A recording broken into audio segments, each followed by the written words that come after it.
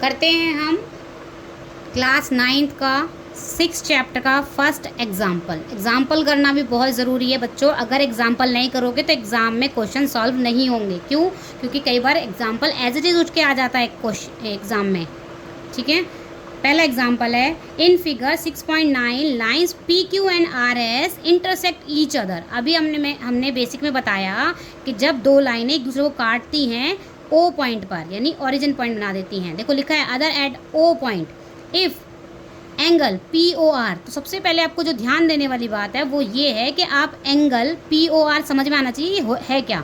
देखो सबसे पहले देखो पी, देन ओ, फिर आर कहाँ है आपका इस साइड, यानी कि इस एंगल की बात कर रहा है ये। ठीक है, फिर रेशो बताया है angle R. Where is R? R is here, R O Q, यानी ये वाला एंगल, ये दो एंगल दे दिए, इसका रेशो 5 और 7 दे दिया है। ठीक है, फाइंड ऑल द एंगल्स, आपको सारे एंगल्स निकालने हैं। तो बच्चों कैसे निकालोगे सारे एंगल्स? Let's see. अब इसमें सॉल्यूशन भी दिया है तो इसी के साथ साथ ही मैं आपको बता देती हूँ, ये आपके लिए भी हेल्पफुल होगा और मेरा भी टाइम बचेगा। Angle P Q R plus angle R O Q equals to 180 degree. आपको पता है पी क्यू एक लाइन है, अगर उस पर एक लाइन यहाँ एक एंगल, यानी दो एंगल फ्रेम हो रहे हैं, एंगल ये वाला और ये वाला, स्ट्रेट लाइन पर बने एंगल्स का सम कितना होता है? 180 degree. Linear pair of angle बोलते हैं इनको।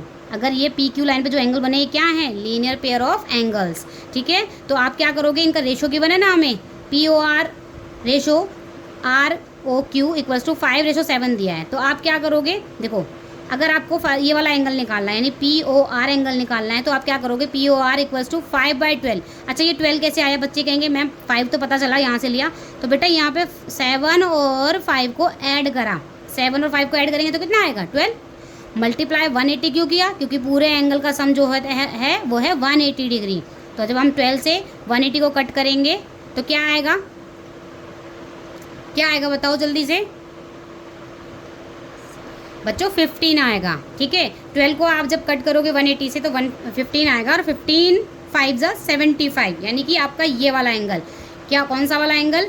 पी ओ आर आ गया है 75 डिग्री। अब इससे आपको एक चीज़ और जल्दी से पता चलेगी, दूसरा वाला मैं बाद में बताती हूँ आपको। देखो ये सामने वाले एंगल्स क्या होते हैं जब इंटरसेक्ट करते हैं, काटते हैं, तो ये वाला एंगल अगर 75 डिग्री है तो दूसरा वाला भी क्या आएगा?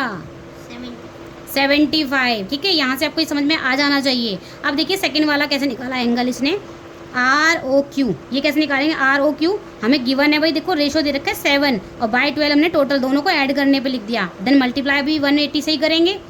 तो जब हम 12 को 180 से करेंगे क्या डिवाइड, तो हमारा 15 आएगा, और 15 7 जा 105 होता है, यानी कि आपका आर ओ क्यू एंगल जो है 105 आ गया है। ठीक है, और बाकी के दो एंगल, अगर ये 105 है तो नेक्स्ट सामने वाला अपोजिट एंगल क्या होगा?